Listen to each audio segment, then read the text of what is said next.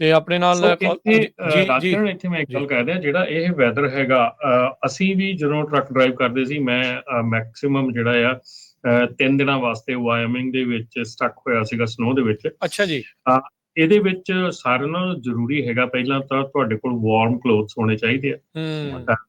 ਮਤਲਬ ਕਿ ਇਹ ਨਹੀਂ ਹੋਵੇ ਵੀ ਤੁਹਾਡਾ ਟਰੱਕ ਵਾਰਮ ਕਲੋਜ਼ ਨਹੀਂ ਭਰਿਆ, ਪਰ ਇਨਫ ਵਾਰਮ ਕਲੋਜ਼ ਹੋਣੇ ਚਾਹੀਦੇ ਆ। 2 ਤੋਂ 3 ਦਿਨ ਦਾ ਸੁੱਕਾ ਫੂਡ ਜਿਹੜਾ ਸੁੱਕਾ ਫੂਡ ਆ ਉਹ ਹੋਣਾ ਚਾਹੀਦਾ ਆ।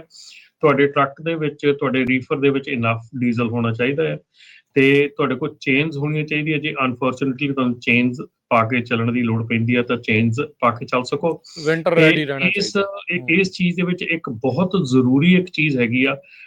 ਮੈਂ ਵੀ ਜਦੋਂ ਟਰੱਕ ਚਲਾਉਣਾ ਸੀਗਾ, ਮੈਂ ਵੀ ਗਲਤੀ ਕਰਨ ਲੱਗਾ ਸੀਗਾ, ਲੇਕਿਨ ਮੈਨੂੰ ਕਿਸੇ ਗੋਰੇ ਨੇ ਸਲਾਹ ਦਿੱਤੀ ਸੀਗੀ ਕਿ ਕਦੀ ਵੀ ਤੁਸੀਂ ਸੁਨਸਾਨ ਜਗ੍ਹਾ ਤੇ ਇਹ ਸੋਚ ਕੇ ਵੀ ਟਰੱਕ ਰੋਡ ਦੀ ਸਾਈਡ ਤੇ ਲਾ ਦਿਓ ਬਈ ਆਪਾਂ ਸੇਫ ਆ, ਹੁਣ ਆਪਾਂ ਸਾਈਡ ਤੇ ਖੜੇ ਆ।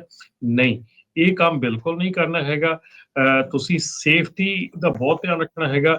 ਜੇ ਤੁਹਾਨੂੰ ਇਹੋ ਜਿਹਾ ਵੈਦਰ ਆ ਜਾਂਦਾ ਆ ਤਾਂ ਕੋਸ਼ਿਸ਼ ਤੁਹਾਡੀ ਇਹ ਰਹਿਣੀ ਚਾਹੀਦੀ ਹੈ ਵੀ ਕਿਸ ਤਰੀਕੇ ਦੇ ਨਾਲ ਰੋਡ ਤੋਂ ਥੱਲੇ ਉਤਰਿਆ ਜਾ ਸਕੇ, ਤਾਂ ਕਿ ਸੇਫ ਜਗ੍ਹਾ ਤੇ ਜਾ ਕੇ ਤੁਸੀਂ ਆਪਣਾ ਟਰੱਕ ਪਾਰਕ ਕਰ ਸਕੋ। ਬਿਲਕੁਲ।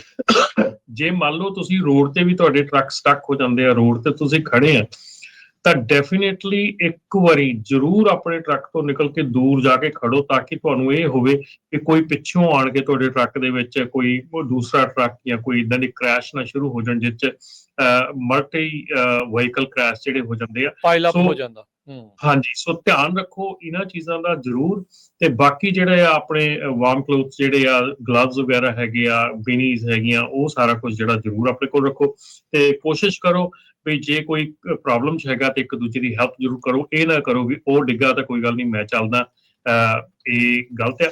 ਇੱਕ ਦੂਜੇ ਦੀ ਹੈਲਪ ਕਰਨੀ ਜਿਹੜੀ ਉਹ ਬਹੁਤ ਜ਼ਰੂਰੀ ਹੈਗੀ ਰੋਡ। ਬਿਲਕੁਲ। ਇਹ ਤੋਂ ਬਿਨਾਂ ਬੋਟਲਡ ਵਾਟਰ ਵੀ ਜ਼ਰੂਰ ਚਾਹੀਦਾ ਹੈਗਾ, ਤੇ ਫਲੈਸ਼ ਲਾਈਟ ਬੜੀ ਜ਼ਰੂਰੀ ਹੈਗੀ ਹੈ ਜੀ।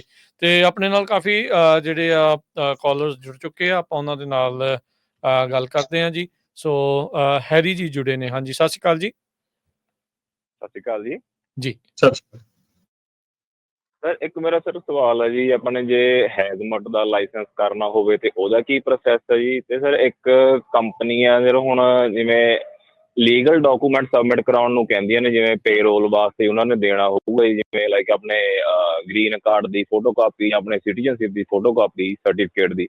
ਇਹ ਸਰ ਜ਼ਰੂਰੀ ਹੈ ਕਿ ਮਤਲਬ ਜਦੋਂ ਆਪਾਂ ਲੈਣੇ ਹੋ ਆਪਾਂ ਨੂੰ ਕਹਿੰਦੇ ਨੇ ਵੀ ਇਹ ਤੁਹਾਡਾ ਲੀਗਲ ਡਾਕੂਮੈਂਟ ਆ, ਤੁਸੀਂ ਇਹਨੂੰ ਕਿਸੇ ਨਾਲ ਸ਼ੇਅਰ ਨਹੀਂ ਕਰਨਾ, ਕਿ ਆਪਾਂ ਉਹਨਾਂ ਦੀ ਫੋਟੋ ਕਾਪੀ ਅੱਗੇ ਦੇ ਸਕਦੇ ਹਾਂ ਜਿਵੇਂ ਉਹਨਾਂ ਨੂੰ ਦੇਣੀਆਂ ਨੇ? ਲੀਗਲੀ ਸਿਟੀਜ਼ਨਸ਼ਿਪ ਦੀ ਕਾਪੀ ਨਹੀਂ ਹੋ ਸਕਦੀ, ਸਿਟੀਜ਼ਨਸ਼ਿਪ ਸਰਟੀਫਿਕੇਟ ਦੀ ਕਾਪੀ ਨਹੀਂ ਕਰ ਸਕਦੇ ਤੁਸੀਂ ਲੀਗਲੀ। ਸੋ ਸਿਟੀਜ਼ਨਸ਼ਿਪ ਸਰਟੀਫਿਕੇਟ ਦੇਣ ਦੀ ਲੋੜ ਨਹੀਂ ਹੈਗੀ। ਜੇ ਤੁਹਾਡੇ ਕੋਲ ਵਰਕ ਪਰਮਿਟ ਹੈ, ਵਰਕ ਪਰਮਿਟ ਦੀ ਕਾਪੀ